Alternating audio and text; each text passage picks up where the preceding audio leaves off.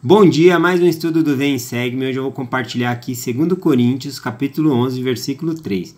Aqui o apóstolo Paulo está falando para os irmãos, aos membros da igreja, tomarem cuidado para não serem enganados. Porque nesse capítulo aqui, 11, surge ali falsos apóstolos, né? Dizendo que são apóstolos de Jesus Cristo, dizendo que são ministros do evangelho e começam a ensinar novas doutrinas aos membros da igreja.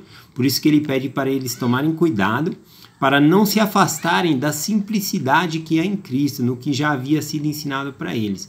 O amor ao próximo, ajudar ao próximo. Então, ele diz assim no versículo 3. Mas temo que assim como a serpente enganou Eva com a sua astúcia, assim também sejam de alguma sorte corrompidos os vossos sentidos, e se apartem da simplicidade que há em Cristo. Então fala exatamente sobre isso, né?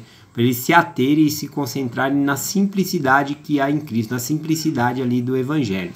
Quando eu ouvi essa palavra aqui nesse versículo, simplicidade, eu lembrei de outra aqui, em 1 Nefe, capítulo 17, que é quando o Nefe ele está ensinando seus irmãos sobre o Velho Testamento, quando Moisés ele tira o povo lá do Egito e eles estão no deserto. E o povo ele se rebela contra Moisés e contra Deus, começam a murmurar, a reclamar muito.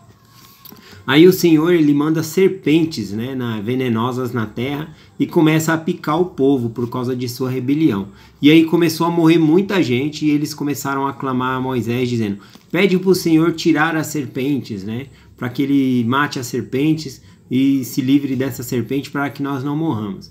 E quando Moisés foi pedir isso ao Senhor, o Senhor falou: olha, eu quero que você construa uma serpente de metal e levante em uma haste no deserto. E acontecer que todo aquele que for picado por uma serpente venenosa, ele vai olhar para essa serpente de metal e vai ser curado imediatamente.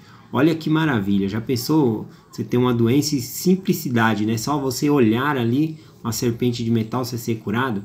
Essa serpente de metal levantada no deserto simbolizava Cristo que seria levantado na cruz posteriormente, tá bom? Então, veja só o que aconteceu aqui no versículo 41. E depois de mordidos, preparou um meio para que fossem curados. E o que tinham de fazer era olhar. E por causa da simplicidade do método, ou seja, da facilidade dele, houve muitos que pereceram. Porque era tão simples de só olhar para ser curado, muitos morreram, porque não acreditaram que só de olhar seriam curados. Então, os profetas estão falando de várias coisas, de vários problemas que temos hoje em dia, como depressão, filho brigando com pai, mãe.